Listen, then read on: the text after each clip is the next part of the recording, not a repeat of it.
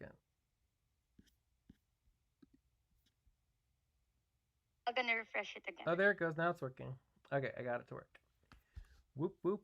All right, so there was supposed to be another session for like the water group, but that's unfortunate that the water one's not there. But anyways, this is For the water logistic, it was 1 week ago.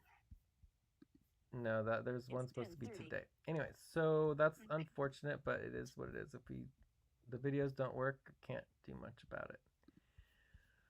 Okay, so let's get focused here. We have basically the beginning of the video will be for the training on the scheduling. And we'll go through the scheduling first, and that is definitely not it. This is it here. Scheduling, update, assignment, executive. Okay, so the first thing I want to note here is what scheduling is not. Okay, and what scheduling is not is the following. Each Canopy worker must have their own Canopy work check-in schedule on their own tab in the scheduling thing. Does that make sense? Yes. So that's a responsibility. Every Canopy worker is responsible for their own schedule. So that would be another way of terming it would be individual Canopy scheduling. It'd be the responsibility, and then this would be the policy. Does that make sense? Yes. So that's a responsibility. But what we're talking about now is not that. That is already done. What we're talking about is we're updating the Canopy work check-in team schedule. Okay, so this is team Canopy scheduling. Did you guys understand? Yes. Okay, so what is the goal? Yes. The goal is to combine all the schedules together and know who is the primary check-in, the backup, and who was on call. So there's 3 types of regularly scheduled work check-ins. 3 types of regularly scheduled work check-ins. And this would be Canopy work check-ins. All right? Although it's the same. So let's change us to Sonic, Monday, Tuesday.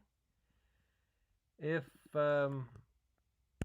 Precy is ranked number 1 and Pavan is ranked number 2, then Precy would be the primary, Pavan would be the backup, and then maybe Zilu's on call or whoever is like ranked, like maybe it's Albina or whatever is on call, right? That doesn't I don't know who would be on call, but the point is that this is all that we need for the schedule. So if I just copy this and we need the link to the schedule. Let me see if I can find that as well. It's on the notes. Where? It's on the notes that we are using. Where? Oh, here we go. Here. Team executive team schedule. Perfect. All right. Canopy executive team. Oh my goodness. Oh my god. I just want to copy it. I mean, I'm gonna cut it. Are you updating that in the spreadsheet? Executive Jello team, Canopy team schedule? I'm showing you guys how to update it. So it doesn't really matter whether you do my tab or you can create a new tab that's like the overall schedule or whatever. It doesn't really matter. But the point is that we would go to Monday, Tuesday, and we're coming down to Sonic, and then we copy and paste it, and you can see that it says Precy. So Precy would be primary, and then Pavan. Oh no, what's going on here? Pavan would be backup. Okay. Yes. Does that make sense? Yes. Now it makes sense. Correct. Yeah. Now so, everything is clear and there is no scope for any ambiguity or confusion on this. Exactly. That's why having a team schedule is so important. Individual schedules are not enough. So this is why I've asked this to be done, 5 or 6 times and done 3 trainings on it because it's so important that it gets done immediately. So we have the main session and then we have all the sessions. Also, I don't like that this is bigger. Yeah, there we go. So this is like, we don't even know if this is verified or correct. So we would have to go through everyone's schedule. We have to have all the ranking. I'll go through the ranking as well. And then once you have all of that completed correctly, then and only then do you know the schedule is correct. Okay? Yes. Yes. So again, you Understood. can do the J tab, you can do another tab that's just like, general tab. It's like doesn't really matter. Okay. But the point is that we want to know the primary and the backup and the on call, right? So for example, all of these ones in dynamic and Zuri is going to be on call, right? So it's Usman on call because all of those are on call. All right. It looks like he's only doing those days. All right, cool. And then for this one, Usman would be primary because it would not be on call. It would be red team, and that is Hydra. Okay. So he's doing Hydra every day of the week. And then there's also a little fulcrum right there for later tonight. Probably not going to be happening. All right, so hopefully that makes sense. But again, we know Usman is ranked highest. So then the next question would be who's ranked next. So I got this started. Obviously, no one moved and did even a drippy drop of work on this. But this is the official ranking. So before we did the estimated rankings, so for example, Pavan, right now you have 2 points for Cobalt if you wanted to schedule in Cobalt. So if we increase you up to 20 hours a week, it would, you're still ranked low, but it dramatically increases your total overall value. Actually, I am planning for either Cobalt or Hydra, one of the two. Both the timings. Yeah. I will just take a or little you can time. do Sonic, or I mean whatever you want to do. It's up to you to decide what you want to schedule. And obviously, if there's an open spot, that is more important than doing scheduling the 5th backup. For on-call backup. Correct. Yeah. That's why I opted for Sonic. Cool. So before we go into the ranking, does you guys understand the scheduling? Because it's really simple. Like, I don't understand why it's been. I went over this last Wednesday, so it's been almost an entire week. It's like Tuesday, Old World, so we're looking at 6 days, right? So, and it still hasn't gotten done. This is the 3rd time I'm doing training on it, so someone just needs to do this. If you don't understand this, I'm just begging you, please ask questions. Like. Don't just tell me you know how to do it. Like, if there's no questions, my assumption is that you know exactly how to do it, and it will get done immediately because it's that high of a priority. So otherwise, there should be questions. There should be more training. There should be like I don't know how else to explain it. But when we leave a main session and no one asks additional questions, the work is supposed to get done. And if there a question comes up that prevents the work getting done, it should immediately be brought up on the Discord and communicated so that we can fix the problem, right? Otherwise, the work should just be automatically getting done because no one had any questions, right? But unfortunately, that's obviously not the case. We've gone 6 days, 3 trainings later, bringing it up at least 5 or 6 times, and it's still the work's not going anywhere. So, are there any questions about schedule? I have a question. Yes.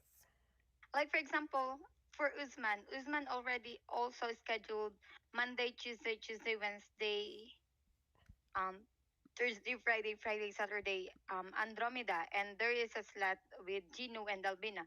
Are we going to prioritize Usman over Ginu and Albina? Of course, because Usman is ranked highest. Okay. How about Temetope? So it's all based on the ranking. I have a question. Temetope also scheduled a session on Phoenix, and Zillow has already scheduled on it. So, are we going to ask Temetope to go to have another schedule, or no? He becomes backup. He becomes backup. How about for me and Pavan? All of his schedule is exactly the same. Yes. Exactly the same. Yeah, again, the scheduling has nothing to do with controlling people's schedule. It's all everyone chooses their own schedule. Then you have the ranking, and then you simply apply the ranking to the overall schedule or to my schedule so that we know who's primary, who's backup, who's on call. Yes, And you can have I on-call understand backup that. as well. Then That's it. It's simple. It's easy. There's nothing supposed to be complicated. It's not supposed to be some like, magical thing where we need to, it's much simpler than even normal scheduling, because with normal scheduling you need to coordinate and make sure we fill up all the slots and blah blah blah. With this, it's just not even of concern. We just need to have it be organized. Actually, what I went through, I first created my schedule. After that, Usman came in, he entered his schedule. Because Usman's ranking is higher, I changed my schedule again. Exactly. And then Gilo came in, then Gino came in. Then after all of them, finally, I finalized on this schedule. And then I see that Precy also has finalized on the same schedule. So. But that's perfectly fine. So, like, that's why the team schedule is more important than the individual schedules, because then you do the team schedule and then someone wants to change their schedule and then you change it and then you update it and you just keep changing and updating, and then the ranking defines everything. So let's say the ranking changed and Usman either left or we got a new person who ranked even higher than Usman, then whatever schedule they chose, right? Let's say there's someone who wanted to be in the red team instead of the orange team. Whatever schedule they chose would affect the whole rest of everyone else's schedule, and they might change it around depending on the ranking. So the ranking itself defines the schedule based on whoever's ranked highest. But again, and thank you, Precy, for doing this. This is exactly what we need, is actually getting this completed. So it's just a matter of knowing who is ranked highest and then getting them organized and getting it all set up properly, and then people can do their backups. And if there's like 4 or 5 people scheduled into a single octant, I mean, that's fine, but then maybe it'll be like, someone might be like, okay, well, I have really low probability of working. If you want to work, then maybe you should change to an octant where there's only one person scheduled and then you're on call, right? So being on call is just as important as being on primary, because there's lots of times where people don't follow through with their schedule. Right? It just depends on how serious people take it, but in the past experience, people do not take it very seriously. So until someone is taking it seriously, our assumption is that the work's not going to happen, so we need someone to do backup.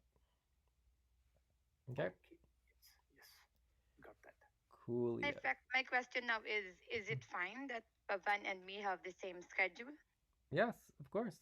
And then Pavan is backup, but again, it's all based on the rankings, right? So if the rankings change and Pavan ranks higher, then that would be based on the new rankings, right? And then it would switch where Pavan would be primary and Precy would be backup. So again, it just all depends on the rankings. So are there any other questions on the scheduling? Because the scheduling is pretty simple, and then I'll go over the rankings real quick. Yes, scheduling, I'm clear about it. Yeah. Can I just add one more point on how I actually handled that? What I did is I went to my tab and then I entered everybody's schedules out there with their name, and then I overlaid mine so as to get the best possible outcomes. So basically, you did what we were trying to do for team scheduling anyways. Yes, correct. That is what I did. Yeah. So, but every time there has been a change, again, I've had to update my schedule so as to get myself as the primary into the primary slot. Yeah, well, the best way to get in the primary slot is to increase your ranking, right? Which is the whole point of the whole system, is that we have to, as an organization, prioritize people with the most commitment, with the lowest cost, and the highest skill level. I mean, to not do that would just be silly, right? So that's the number one thing. And then from there, your role as not being ranked highest is just to back up the team, to support the team. And then,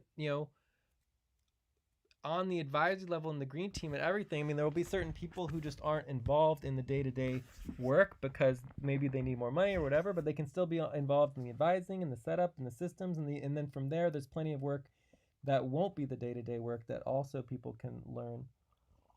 Yes. Yeah, but anyways, it's just all about working together as a team and figuring it all out, because right now we don't have it figured out, but it's exciting to see the schedule finally. Thank you so much, Precy, for doing this, because now we can actually start to see what we're creating together, right? Because it's never looked like this before. We've never had the whole thing filled out in such a nice way that we can see there's some vacant spots, right, that are important to do and get organized and set up. Oh, no, yes. I'm going to be the backup. Cool. All right, so this is looking excellent. We're making a lot of progress on our schedule. It makes me very, very happy.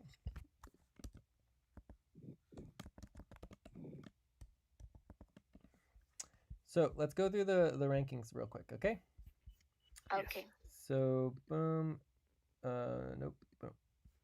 All right. So updating the canopy rankings. So the canopy rankings are quite simple. There's nothing particularly fancy about them or special in any way. And this is another responsibility. So if you go to our main session from last week, you will see that in the canopy rankings, we did a temporary canopy rankings. We approved the temporary budget based on everyone's proposals. Do you guys remember that? Yes, I remember that. Okay, so you can use that to basically get a start on the scheduling, right? But the official ranking will be based on these criteria. One is the pay rate, right? And then you pay rate, you actually also have, nighttime pay rate per octant, so you can do per octant ranking. Then you have skills and training, which is, pretty just sort of like, let's just call it opinionated. There's not really an exact science about this, but, if people have gone through more trainings, they have a little bit more score. Versus like a brand new worker. Like if all of us have been working on Canopy for a couple months, right? And we got a brand new worker in who's never done it before, like you should have higher ranking. And then you have the commitment. This is one of the most important, so we'll give it a couple stars here. And then you got the evaluation/elections. And this is, for now, it's optional, but I would call this like probably executive. Like if I'm working really well with certain people, you could bump them their score up a little bit, and people we don't really I'm not working with well, maybe we could bump it down. But right now, everything's sort of based on me still. Eventually, this would go more into election models, but the point is that these are the criteria. So if we go into the actual spreadsheet, you have your commitment in column B, your pay rate, column C. I put pay rate 2x in column D, which actually isn't necessary. We could actually get rid of that column if we want. Skill level training, executive evaluation. For now, executive evaluation is just not applicable. And then you have the different octants. And so each octant might be scheduled a little differently based on the pay rate. So, I was doing Cobalt since that's the focal point for me. So let's do Precy. So Precy, what is your commitment to Canopy? 10 hours, right? 5 sessions? I have 10 hours Canopy. And what is your pay rate? Like $3? My pay rate is around 2.5, 2.89 like that. Okay. And this would be your actual pay rate? Actual pay rate is I'm gonna look at the. Yeah, we always want to use our actual pay rate. Like it doesn't help very much doing a fake number that doesn't actually mean anything. All right, so skill level training is Okay, I will. you've gone through some training, you know how to do some things, so we'll give you like a It's 2.98 on my side. What? $2.98. All right, 2.98. Perfect. Okay, so this would be basically this times 2, although that's not really applicable. Okay, evaluation 1. All right, so then we go into Cobalt. You'd be doing 2x, so I believe it's the same as Usman, and that would be 6.71. So for Cobalt, you'd rank higher than Pavan. Let's try Sonic. So Sonic, are you 2x as well for Sonic? No. Right, for Cobalt, I was 1x, and also for Sonic. 1x? Yes. What time is it? What time is Cobalt for you? 7 a.m. So that'll be 1.5x. Okay. All right, so we're gonna do C4 times 1.5. Boom. All right, so boom, that's your Cobalt. And then Sonic, when does Sonic start for you? Sonic is 10 a.m. 10 a.m. So 10 a.m. would be 1x. Okay? Yes. 2.98.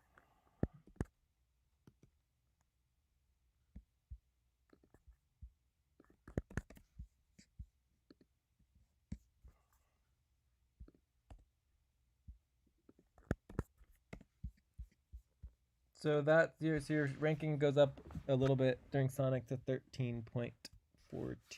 Okay. So should we go through Pavan, or do you guys get it, or do you want me to go through another one, or? Actually, I didn't get it. I didn't get 1 point.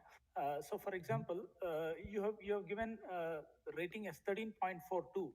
So, will you be doing this for all the octants and finally arriving at the final rate? Is that how we arrive at the final? No, this has nothing to do with your pay rate. This just has to do with the ranking. With the rankings, Yeah. if you pay higher, you're gonna have lower ranking. While if you get lower pay rate, you will have a higher ranking. Yeah, but we can you also increase your ranking based on your commitment. You increase your ranking based on your skill level and training, and we could also do evaluation and elections, right? But that we're not worried about that right now. Okay. Does that make sense? Did we answer your question? Yes, it makes sense. Correct. Yes. Yeah. So basically, the pay rate is not affected by the ranking. The ranking is just affects the scheduling. Yes. Yes. Ranking affects the scheduling. Correct. Yes. Got it. Yeah. So for example, let's what is your in Cobalt? Do you know for Cobalt? Well, let's start with Sonic. So for Sonic, the session we're doing now, are you at 2x, 1x? Like what is your? No, I'm at 1x because I start in the morning at 7:30. Okay, but 7:30 would be 1.5x. 1.5. Yes. Oh, okay. So it's until to 9, but we can update that. So it would be your pay rate C7, and let's just go ahead and delete this, and we'll fix it afterwards. All right, so it would be C7 times 1.5.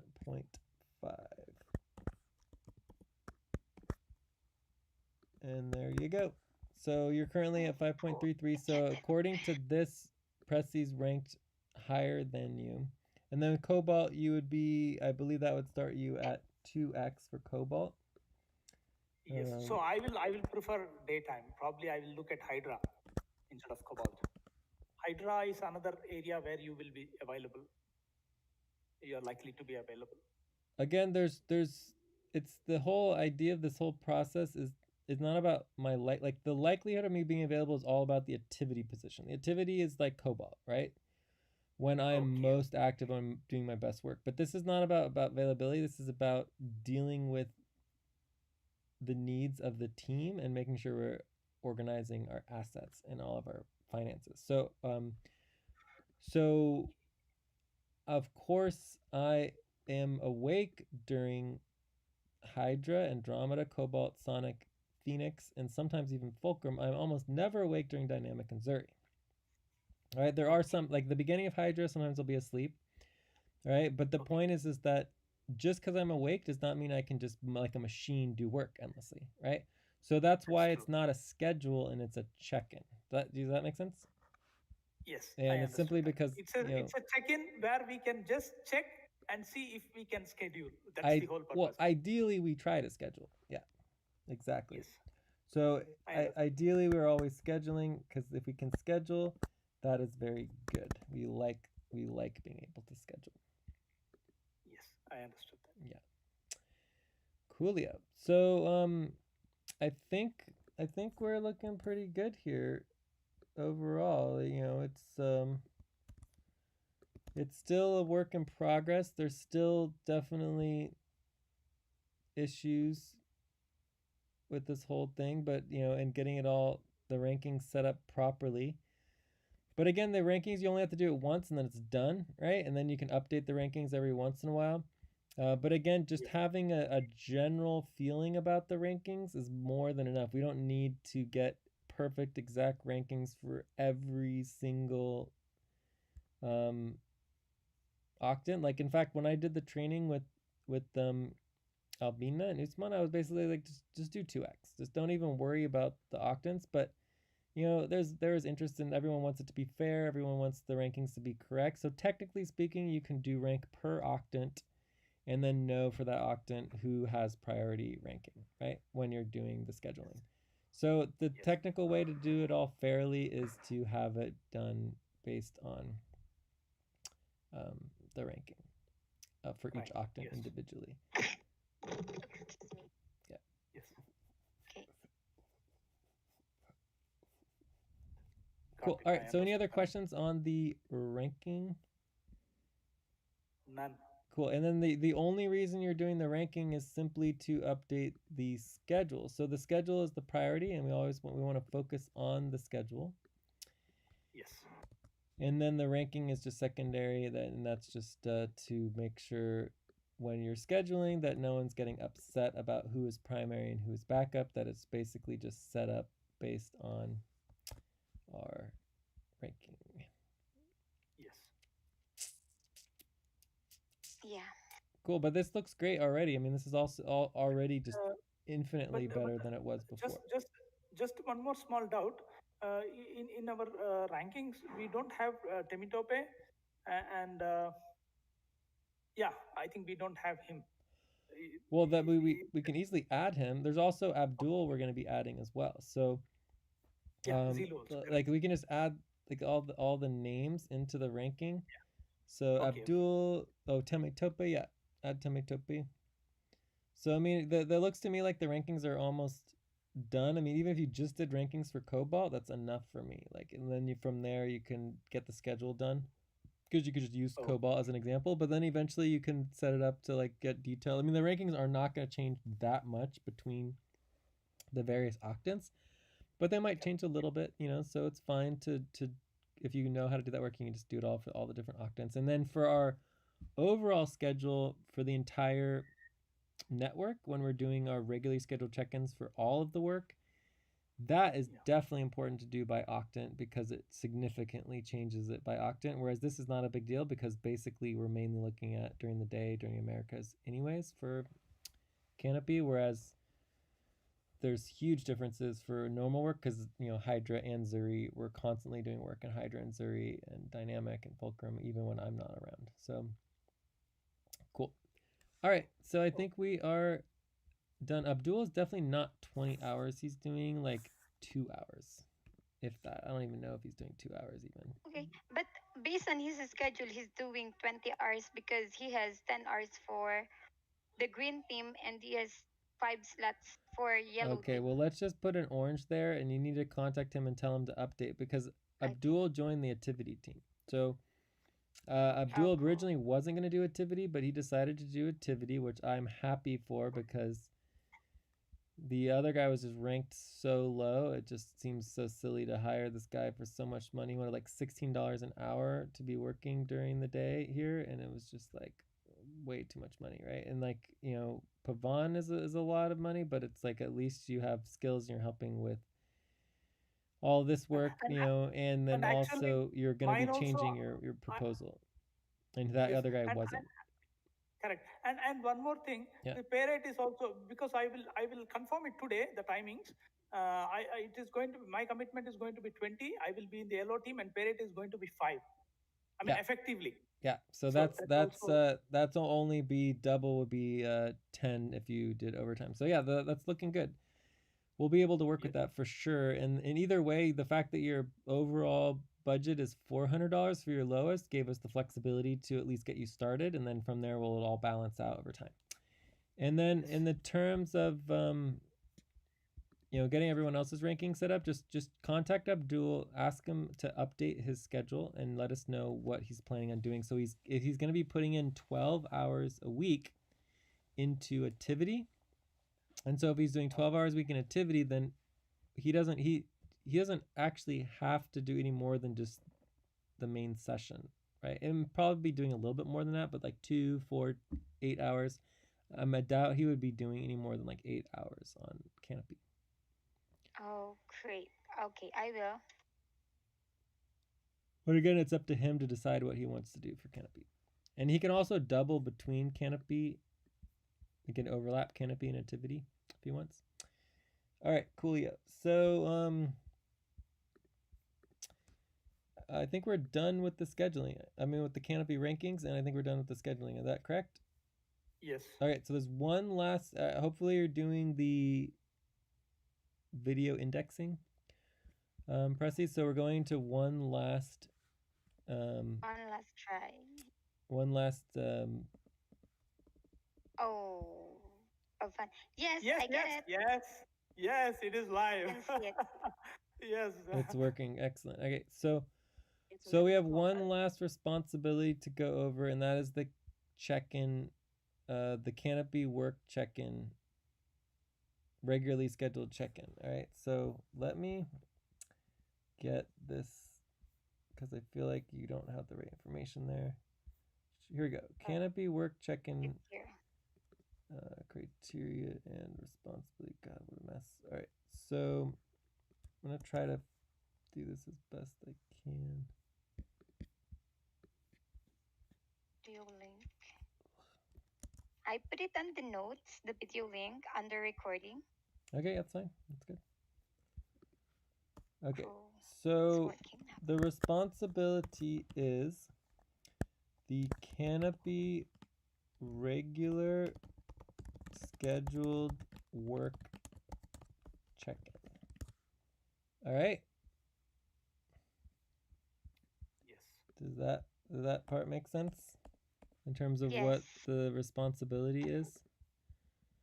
Yes. All right. And so it's important to know responsibilities, make sure you are tracking them. So the criteria would be the policy, and there's 6 criteria points.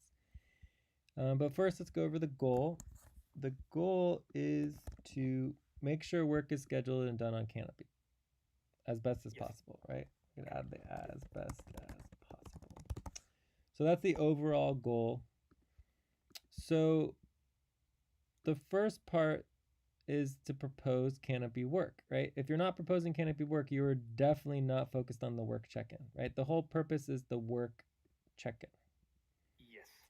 Clear. So, well, let's go into a little more detail on that one, because this one's one of the biggest problems.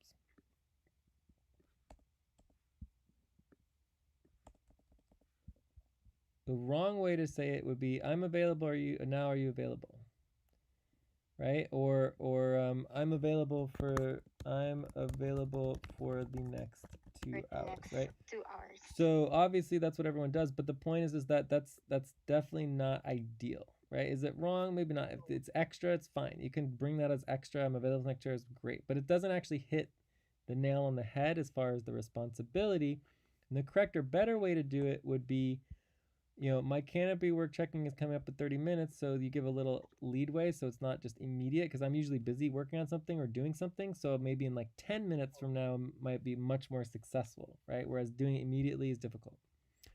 And then you propose, right? Proposal to do a Canopy executive work session in 1 hour, Andromeda hour 2, right? That's really the best way, is just to have a clear proposal. So then the response is either yes or no. What is the priority, right? That's a much better way to do the work. But Jay, that leads to a conflict. Yeah. Say, for example, you said my Canopy work check-in is coming up in 30 minutes. Yeah. But my actual check-in takes place 30 minutes from now. So only after 30 minutes from now I do the check-in, and this is like just a kind of a reminder or something like that in the Canopy Green Team group or Yellow group. Would that be so for example, what Zilu did, so we go to the Canopy Green group, right? Yes. Zilu said, hi, I'm at 6 today. I'm going to be available from Phoenix, hour 1, hour 2 per Canopy team schedule. And he proposed to do some work during Phoenix, right? We're still in Sonic, right? So he's proposing work for Phoenix during Sonic, right? And then I basically told him, I'm most likely not going to be available because it's been a long day with the series session. And he says, like, okay, I'm going to go through prior meeting and buddy team notes or training video for Canopy. Okay. Okay, got it. And then from this, I can be like, okay, well, you really shouldn't just go through the meeting notes. Focus on the training 1, 2, and 3. Do you have the link, right? So then I can help him make sure he's focused. Like, please focus on training number 1, number 2, and number 3. Do you have the link, right? So that helps him get directed and make sure he's doing the right trainings, and even if we're not scheduling together. But I have no problem. This in no way breaks policy. So if you are awake and you're active and you're able to check in early, that's fine, right? Because then you're preparing that. Because the last thing that the worst is this. The worst is, I'm available now. Are you available? Because this it means that it's not even in my head, right? Like if I'm busy of dealing with juggling 20 different things, I wasn't even thinking about it, and now it's like, okay, boom, I need to deal with Canopy right now with Pavan. I'm not ready for that. Like I don't even know if I can do it, right? So it's just whether it's the just dealing with 2 or 3 or 5 other things, or whether it's the emotional side of it, or whether it's just not being in that moment, right? When it comes and it's like, okay, let's maybe in 10 minutes or in half an hour, it's much easier for me to stop what I'm currently working on, put everything away, so that then I can focus on a different priority. Okay. Yeah. Okay. So just for I need one more clarity. Yeah. So half an hour before, it's okay to check with you and find out if you can, or anybody else, and check if they can schedule a session. But do I at the same time make the posting out here in the Octant Work check-ins group, or do I make the actual posting only at the time of check-in? So I'm actually thinking about changing that to so this is a different part of it. So this would be the I think I would call it the storytelling. Storytelling. So I'm thinking about actually changing this particular thing, instead of Octant Work Check-in, to making it Octant Storytelling. Right? Okay, so the idea here is not that it's the check-in. So you do the check-in in the work check-in happens in the topic of the actual work. So it's either Canopy, or it's finances, or it's ORC for outreach and recruitment, right? So whatever group that people are supposed to be checking in to do the work, that's where the check-in happens for the work. The Octant Work Storytelling is where you say what happened. So if nothing happened during that Octant, we get a team strike. So the policy for overall work for everything across the entire network is that every single Octant needs to have a proposal for work, to be doing work 24 hours a day, all the time, once per Octant, or we get a team strike, right? So if we don't have enough people to do that, then we're required to do more recruitment to find more people. But as an overall team, and eventually as you learn more responsibilities in the overall team, including whether you're going to get involved in budgeting, or recruitment, or whatever else you want to get involved in, the idea is, even if you're not doing Canopy, you can propose to do work on some other task or assignment. Does that make sense? Yes. Yeah. So the overall Octant Work Storytelling is based on the policy that every single Octant we're required to propose doing work. But technically speaking, you doing the Octant check-in is fine, because you are showing and proving that you actually propose to do work during that time, right? Which is meets the criteria, right? So, but if you did it as a storytelling, it would be more like, okay, in the Canopy Green group, I proposed to do the work. Jay wasn't available. I couldn't do the work. We ended up not doing the work. So we didn't end up doing any work, but I did propose. So and that could be the storytelling, right? Or it could be the storytelling could be, I did propose to do the work. We did the work. This is what we did, and then you tell everyone what we accomplished or what we didn't accomplish. But either way, the end result would be different based on what occurs, as opposed to actually putting the proposal in the storytelling channel. Okay. Okay. Just a little confusion. Yeah. So at the end of this session, do I go to the Octant Work Storytelling and say what has been done? Yes. Okay, I got it. Yeah. So we want a summary. I will basically have two entries. I will have one entry before the Octant check-in, saying this is my proposal.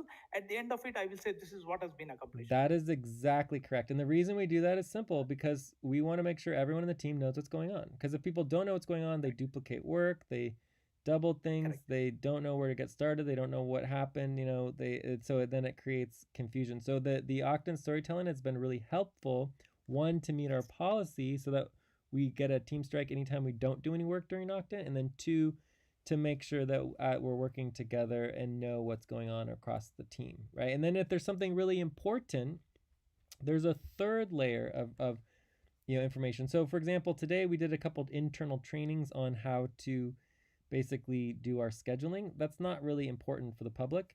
If we did something really important, like for example, we stabilized thousands of dollars, it'd be really exciting if there was some sort of exciting information. You actually would go to the public storytelling. And the public storytelling eventually will automatically go to Twitter, it'll automatically go to Facebook, it'll automatically basically go to the public beyond just the Discord. But we don't want to put things in the public storytelling that basically are not applicable to the public. Like, if it's not really something important, pretty much any voting form, public. Any, major reporting update, any sort of status, components that should be publicly accountable, automatically public. But just like a normal Octant work session, not that exciting, probably not doesn't need to be public. Okay, and then a related question is, okay, now what we have done is Octant work storytelling is the new the new group under the worker communication, or a subgroup under worker communication. Now most people are not aware of what is it that has to be done here.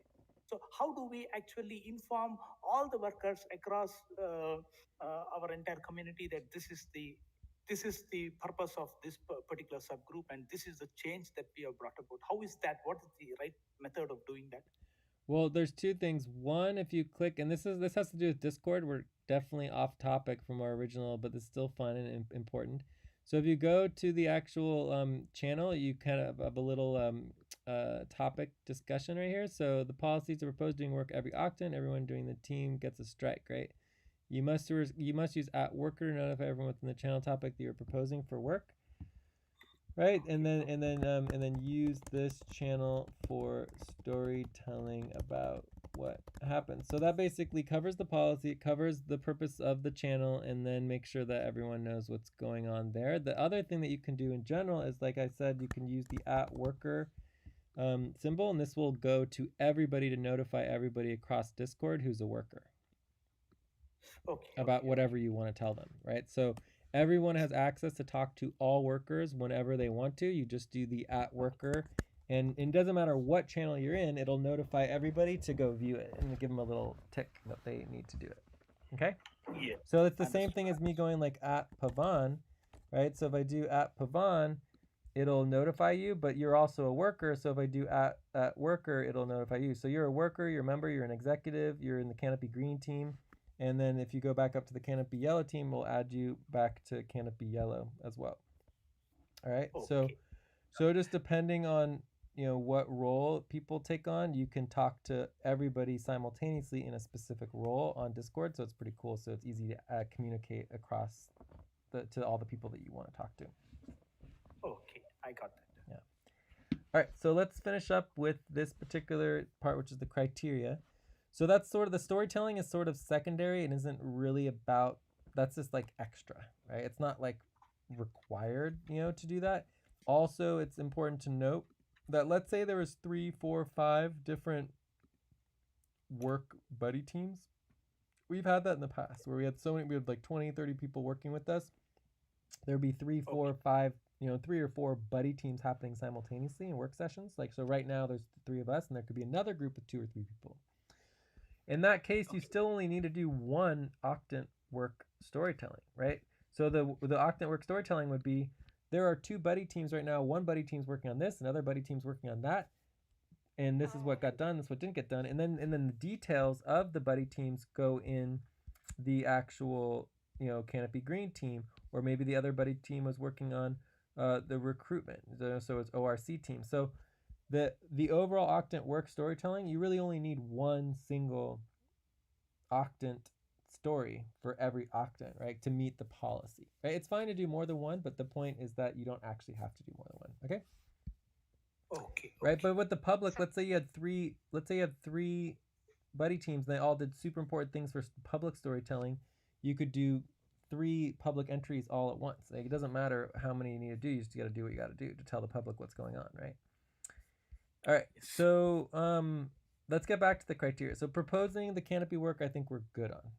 All right, the next one is check to see if the servers are running, right? If the servers are running, then we're good on that. We don't have to check that 8 times a day. We don't have to do it once a day. But once the servers are checked, boom, we do it on the spreadsheet and then we move on. So, are there any questions about checking that the servers are working? Yes, I have a question. Okay. How do I know whether I should post the question or not? Because you said it's only once a day.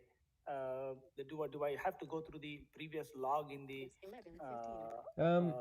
There's 2 ways. One, you could just go through the Discord. So if I go to the Discord, green team, I'm coming up, taking a look here. You look, and if you ask twice is better than not. We always one of our mottos is double, triple, quadruple check everything and verify. So there's nothing wrong with asking twice, but you don't necessarily need to ask twice. So again, I mean, going through it is kind of a lot. So the best way is probably to look at the spreadsheet and seeing if it's been logged, because doing the log is actually in some ways more important. So I could check the servers, I could write on here that I checked the servers, but then if no one logged it, then we're not actually tracking it, and then we would lose track. And so it's important to, there's actually 2 steps. One is actually checking the servers, communicating that check the servers, and then the second step is actually logging it so that we have it in the spreadsheet. So I think the best way is not the Discord, it's actually to verify with the spreadsheet. Okay, so in this case, it would be storytelling on storytelling on Discord. This is a separate policy and responsibility. So then we have servers. You're going to review spreadsheet log to see if it is done. But there's no problem in asking more than once. I mean, if you ask 6 times, it's kind of silly, but it's like, whatever, it's fine. All right, so then any other questions on the servers? No, but where will you update it? Will you create a separate tab for it, or will it be in JTab, or will it be in? It's a separate spreadsheet, so we need to link the spreadsheet here for the responsibility organizing. Okay, I will. Cool. Okay. And then we need to do the responsibility organize. All these responsibilities need to be organized. It's a whole bunch of more work that needs to be done. All right, so doing reminders and giving heads up for work before the scheduled check-in. So we already covered that, okay? So I would even move that up here to put it in the correct order. Boom, boom. Regarding the tracking spreadsheet, I need to edit it and plat all the new workers for the canopy. So we need to update what are you talking about? The tracking spreadsheet for the servers. Why does it have anything to do with the new workers? You're tracking the servers, not the workers. Yeah. So the spreadsheet should just have the day, and then whether or not it was tracked that day or not. Like, was the server? The day and date, or what it is. That's all. It should be really, really simple, because it doesn't matter who tracks it. It's just a matter of just making sure the servers are being tracked. I mean, that's a whole nother responsibility in and of itself, but we'll worry about that later. Okay. So, can we go on to the next one? Yes. Okay, state how many strikes that you have. So you're responsible for tracking your own strikes. So if you miss a session, then you get a strike. So for example, if you had a session earlier this week and you didn't go to it, you would automatically get a strike.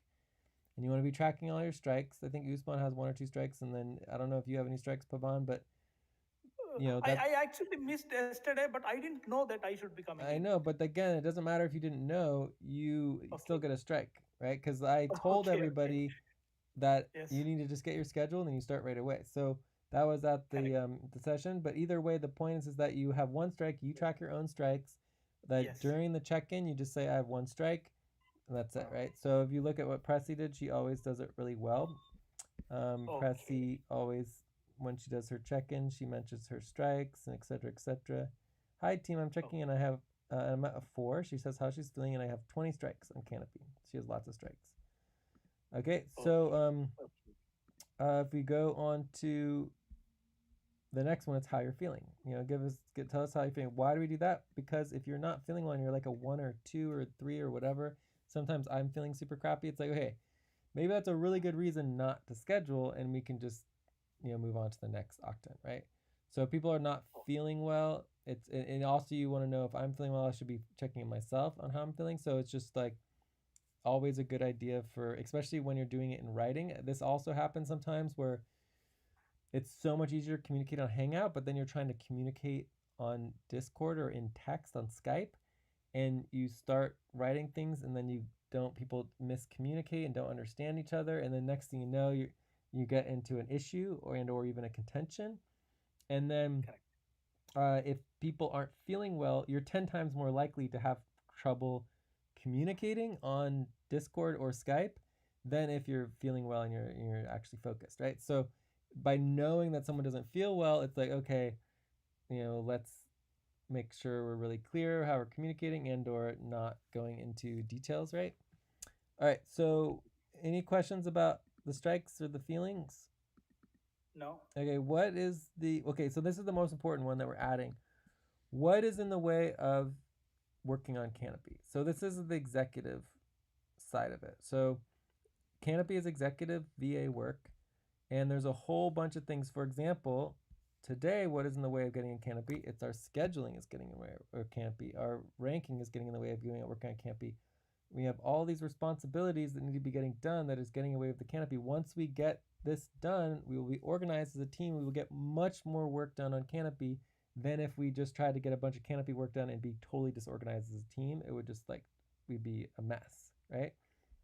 So basically, it's really important to understand what is preventing us from getting work done on Canopy. And this is really important for Precy because Precy hasn't done so well in that in the past. But the idea here is that you go to the executive team, and I think I started trying to communicate more in the executive team, and that this is where we would communicate about the work that's not Canopy work, that's getting in the way of the Canopy work, right? So that we are clear. So we can communicate about this in the executive team channel on Discord in relationship to what's getting in the way, right? So we want to schedule a Canopy executive session. We want to work on Canopy work, but we also need to think about what is preventing the Canopy work from happening so that when we get on the Discord or the Hangout, that we are on the same page with what needs to get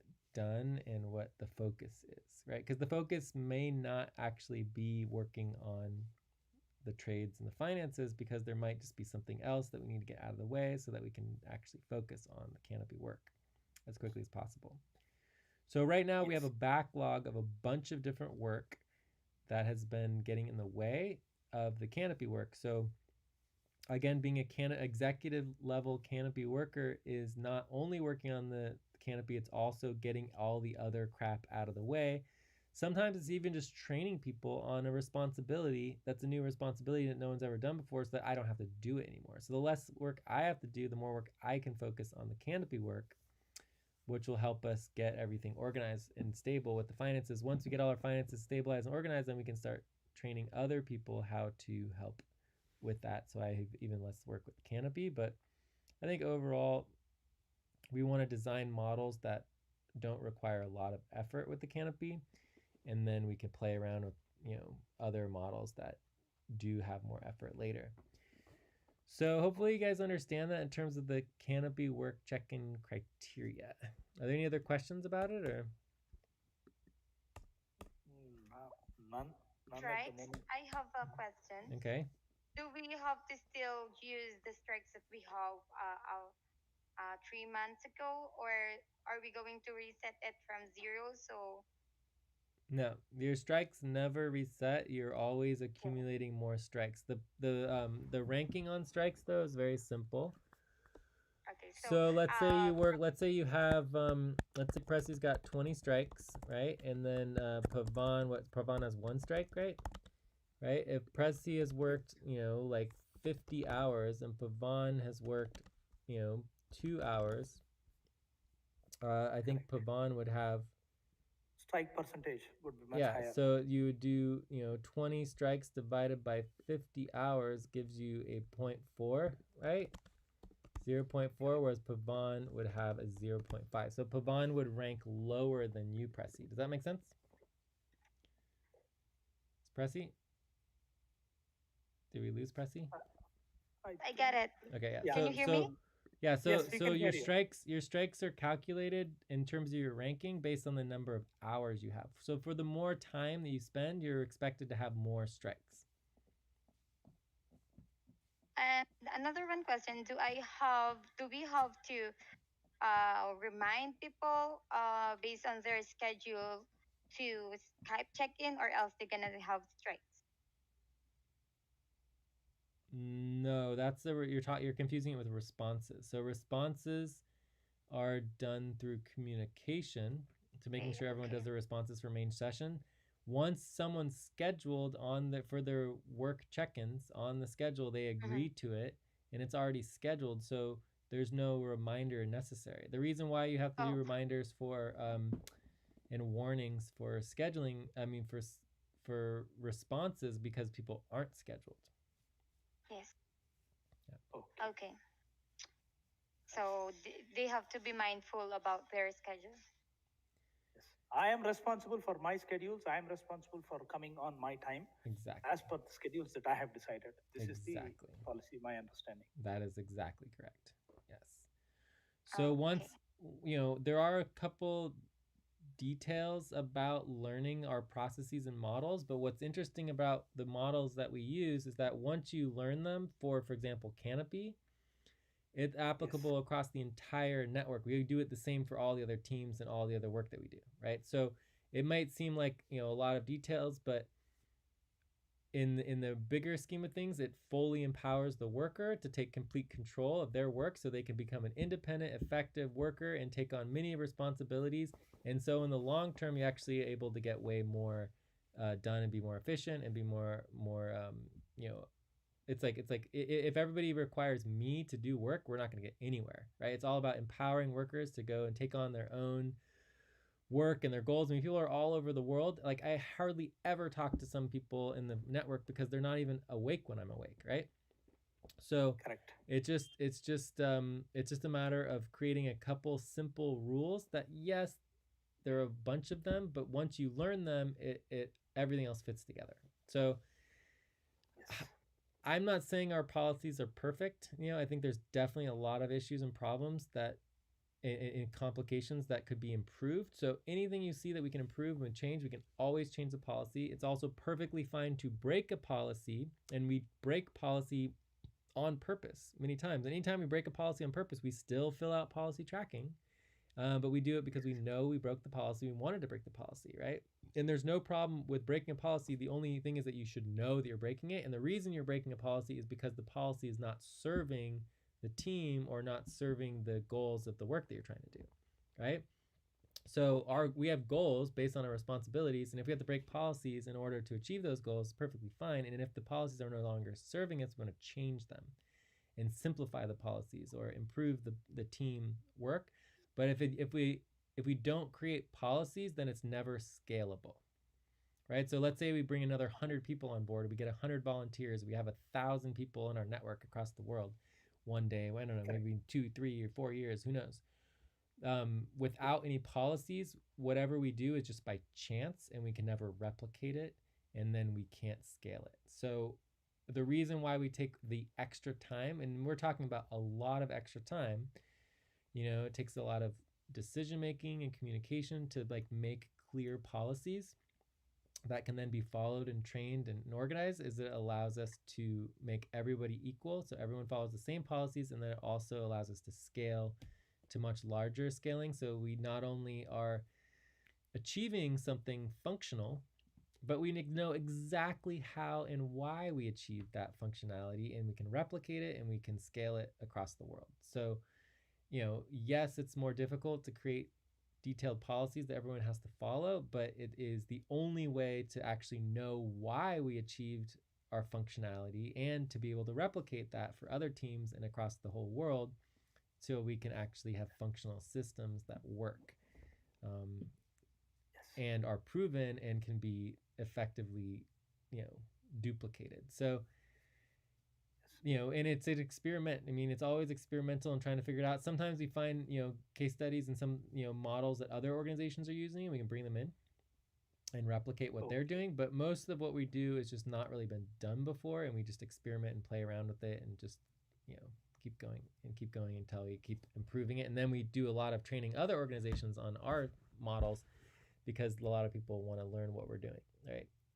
So, Yes. Yeah. Any other questions? None on my side. None related to Canopy.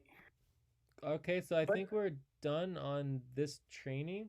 So we can see if there's any other general questions for the network or other things related to Canopy, but I think we're ready to basically do our hyper checkouts and move on. So are there any other questions in general? Actually, I have a general question. Yeah. I have searched for it. I have asked a couple of people. Nobody had the answer. I didn't know if I should post it. What is the full form of FQN? Because it says FQN Community Network. I did not find FQN full form anywhere. Is it frequency by any chance? Yes. Frequency. So Precy, were you going to say it? Frequency quantitative network? Yes, frequency quantified network. Quantified frequency. Network. Okay. I almost guessed the first word, frequency. Yeah. The rest I couldn't get it. Okay. I don't know if I can just pull this in here. No, it doesn't let me do it. Frequency quantified. So there's actually four logos that we work with. 3 of them we have completed. But I'll just go the logos real quick because it helps understanding. So I just put that in the notes. I don't know if you can see the notes. I can. Yes, I can see it. Cool. So 1, 2, 3. 3 logos are ready. Yeah, so we have 3 of the 4 logos. So the logo on the right side, this is the unity flag. So the vision is to unite all peoples and social movements together for total societal transformation at every level. So the symbology is very important of social movements and understanding the needs of people, because we can all talk about anti-corruption, we can all talk about Black Lives Matter, and we can talk about sustainability, and we can talk about all these different movements. But if you actually look at how social systems and humanity evolves, we unite around symbology, because symbols go beyond language. They go beyond our differences and our divisions, and they unite us based on understanding, like the peace, right? The peace movement and everything that represents the peace symbol is universal, right? So you take all the symbols of the movements and you put them together, and those are just the top 9. There's like dozens of symbols that you can work with. But usually we simplify it to top 9 and top 16 for the unity flag. So that's the unity flag. The unity flag represents the unity network, which is one of the networks that I founded. That's my primary focus, is the unity network, right? But one of the principles of the unity methodology is that everything's part of something bigger. So by action of whatever we do, we end up realizing, okay, we need to create something to contain this. And that's where you get into the bigger network. So the next level is the community network, and that's just the colors.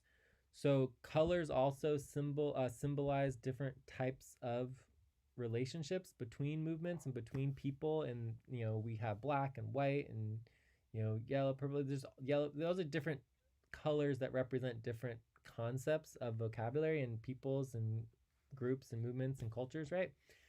So that is the center logo, right? So when we do the logo, it's the 3 components are FQN, and then we have the community, and then there's the network. So the community network, there's the unity network, there's 2 types of community networks. So there's the FQN is the frequency quantified network. Frequency quantified network.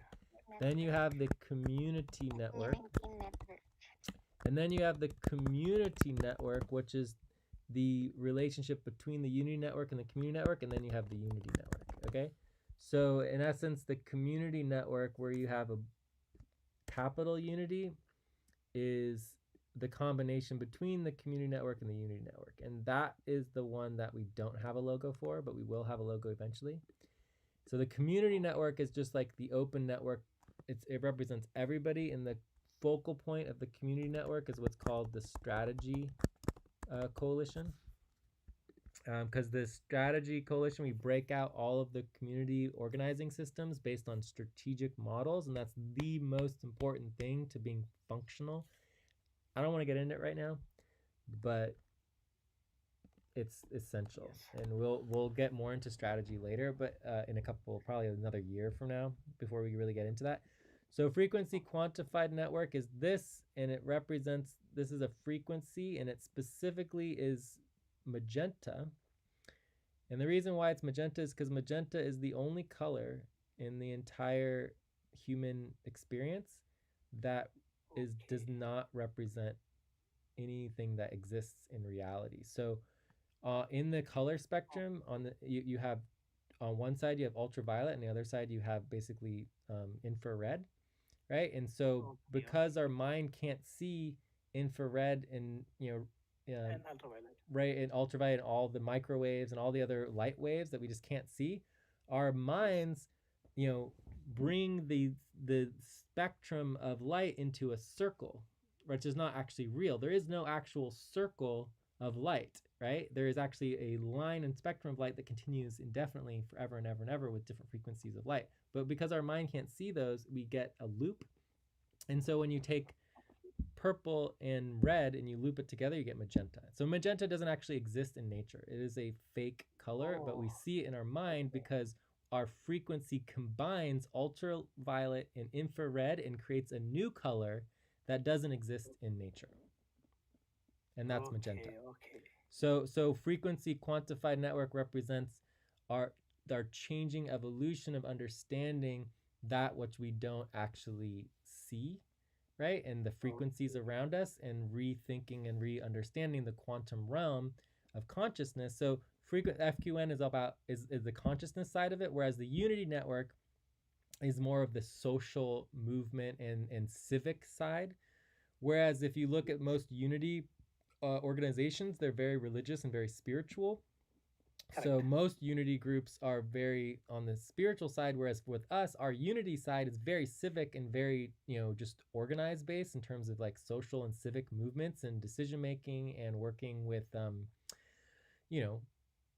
politics and, governance, right? Whereas the FQN side is where all the spiritual side of it goes, and the conscious evolution and understanding the declaration of consciousness, going beyond just the declaration of interdependence into actually empowering worldviews and empowering individuals in their conscious journey. So FQN is very, very important. It's even broader than the community network and the Unity network, but it's extremely important, and it's the basis of all of our foundational communication systems, including how we organize all of our time frames, that we work with the lunar cycles and the natural cycles. Correct. We work with the planetary cycles. And so one of the theories, this is a theory, is that simply by aligning ourselves with natural time cycles and getting out of the Gregorian calendar, that through that transformation of consciousness and engaging with natural time cycles of the moon and the planets and the galaxy, yes, that we actually can change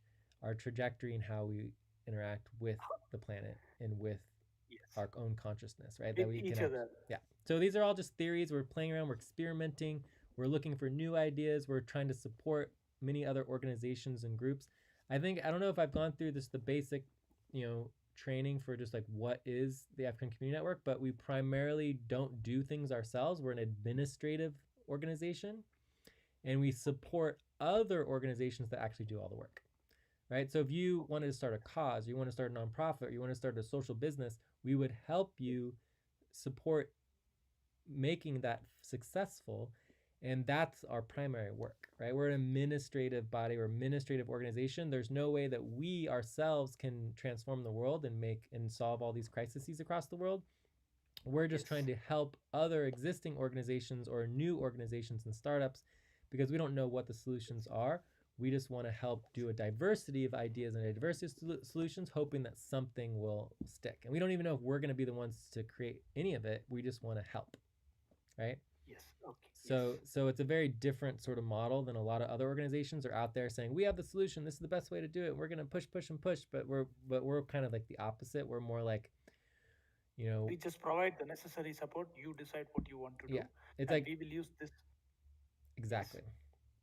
Got So it. And the third part, the third logo, the third part of the logo is a group of symbols, 9 symbols actually. well, yeah, that's the unity flag. So the unity flag, That's the unity flag. Oh, okay. yeah, the unity flag represents the unification of the symbology of all the different movements. Okay. Yeah, and it is interactive. Anyone can vote for. All of these are interactive in terms of voting for the different symbols and what are the top 9 symbols, what are the top 16 symbols, what are the top 4 symbols, in terms of like the global movements across the world. What's really interesting is that when you look at all the movements, there's dozens, if not hundreds, of movements across the world. But when you look at the symbology, the movements use the same symbols over and over and over again, right? So there's very few symbols that really represent all of the different movements that we work with, even though there are lots and lots of movements, right? So it's a whole nother level of unification, where when we use symbology, it's easier. Like in many ways, you could even say that. Well, I don't want to go into assumptions, but in terms of, I was going to mention about our working with other organizations. Anyways, I forget. It's not a big deal. But anyways, it's fun. It's exciting going over some of the purpose of what we're doing and why we're doing it, and it's a lot of hard work. No, because there is one part of it which why I found it attractive. Because I have tried something like this 10 years back, of course, in a very small scale. I have not gone this far. And I was only interested in creating a product. I started my own small firm, and of course, it did not take off. But I found that there was a similarity between my thinking and your thinking on at least a few points. That's how I caught the word frequency correctly. Nice. Yeah. I mean, it's it's like, unless we think out of the box, we're just doing the same old. It's like what the solutions, we don't know what the solutions are going to be, but I can guarantee you that whatever solution is functional to transform this society and be in harmony and balance with the planet, so that we don't basically go extinct as a species, and actually work together to support and improve our life experiences on this planet for everybody, not just the richest of the rich, right? Like the only way we're going to be successful, it doesn't matter what the project is, it's going to involve a budget. It's going to involve, finances or cryptocurrencies or value tracking models. It's going to involve, project management. It's going to involve, coordination and communication systems and website systems and video systems and multimedia systems and social media systems. Like, it's going to involve all of that. There's no way it's not going to involve all of that. So the idea is that whatever solution that may exist, we just want to create a support network for it and help as much as we can at a global level. And we're not even close to dealing with the language barriers. Like, there's like everything that we're going to be doing in multiple languages if we're successful, and every single language is going to have its own budget, right? Which then gets into, it's going to be more expensive to do multi-language, and English will never be enough, and English is really one of the many languages. Exactly, one of the many languages. And under our model of decision making, each language is equal. So unlike the United Nations, where basically you have 3, 4, 5 languages, which all are priority languages, and then everything else gets translated in real time to one of the priority languages, right? In our model, every language is equal, and every language has an equal vote, and every decision should be made in people's native language and the native tongue and not translated, right? So basically what that would mean is that the proposal would come from whatever culture, whatever language, and go to all the other languages and cultures, and they discuss it, and then they agree to it in their native language, not in a translation, right? The idea that everyone represents to a global organization and then you just translate between the leaders, I don't think it actually is useful in the context of actually making decisions in people's native languages, because the languages themselves are the culture, right? So the idea that all these decisions are made only in English, only through translated English, I think is not necessarily the best model. We could consider it, and we'll do our parallel governance of the existing models, but we want to directly empower cultures, directly empower languages, directly empower worldviews, because that is the foundation of like our consciousness, and because otherwise you basically lose our cultures. Like our cultures will disappear, will continue to disappear. They're already disappearing. We'll lose our languages. The languages are already disappearing, right?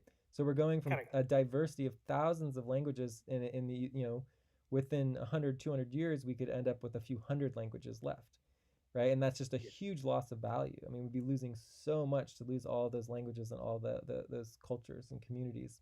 So if you empower those languages, and every single language has its own power structure to vote in the global decision-making systems, then that is a direct incentive to protect that language and ensure that that language is honored and supported long-term, because it actually has recognition and power. So it's actually a legal system and model to protect cultures and languages by empowering them directly. So you're empowering hundreds, if not 1,000 languages simultaneously, instead of saying there's only like 3 or 4 or 5 of them. Yes, understood. Yeah. Anyways, we could go on forever and ever and ever, but none of it's going to matter if we can't get our finances stabilized. Correct. Actually, the most important thing about a non-governmental organization is that we should get our finances. Yeah, I always tell people exactly 100%, and I always tell people that if you want to be a socially just organization, if you want to be, a sustainable business, if you want to be a transformative organization, right? The only way to do any of that or anything else that's, beyond the normal is to first and foremost be a normal, functional, just basic organization or business, right? Because if you can't, I agree with that. Yeah, if you can't just do the basic normal business thing, you're never going to be sustainable, right? I have realized that the hard way. Yeah. Because everyone always like, oh, I want to be the most amazing, sustainable, socially just business ever. And it's like, okay, that's great. Do you know how to run a normal business? It's like, no, I have no idea. Well, like, it's not going to be sustainable, right? Correct. So it's interesting how that always happens, and but that's part of what we do. I mean, we basically provide all the taxes, all the finances, all the government compliance, everything to basically run a normal business. We will provide that for people basically for free or a small percentage, right? I mean, we're not making any money on it, so that they can focus on their project or organization and their goals over the for the big picture. So it's definitely going the right direction, but we gotta get our finances in stabilized and get it all long term, because right now we are a mess. But I think once we get over the hump of, like, there's 2 humps. One is getting Canopy organized. We just brought in 10 new people into Canopy, right? So it creates a lot of kind of confusion, and we need to do a bunch of training. We need to get our schedule organized. We need to just get organized as a team. So that could take a couple weeks, but we're really close. Then we need to get over the hump of the executive backlog of all the work that I haven't been able to get to, that's preventing myself and us from focusing on Canopy.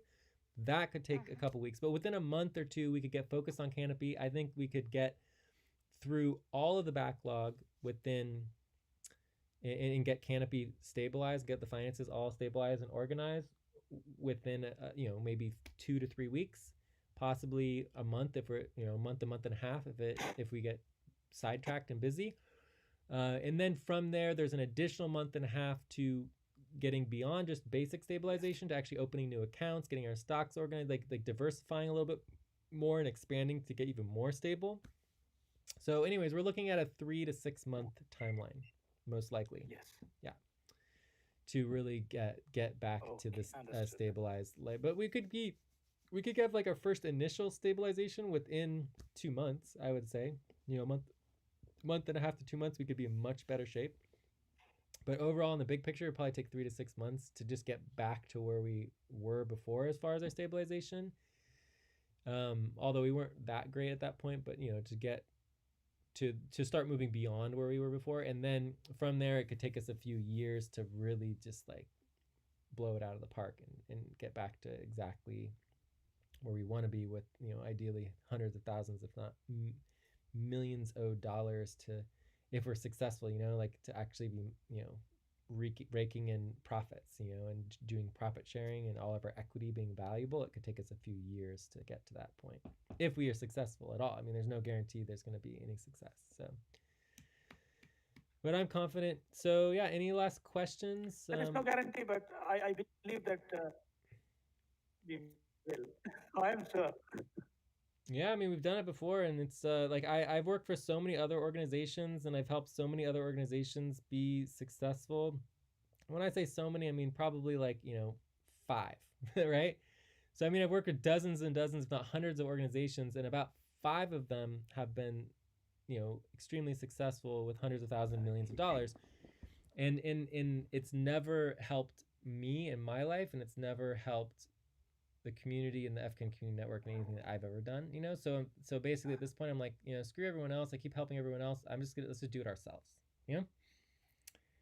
Let's do it ourselves, get our own organization stable, our own finances stable, and then help more people. I think it'll be better. So I'm confident that we can be successful. I mean, I've been doing this for decades, and we've had a budget for the first decade or so, I didn't get paid really anything, and just kept doing it. And then I think it's been about 4 years to going on 5 years now that we've had finances and budget. And it's all pretty much exclusively, 100% because of Bitcoin.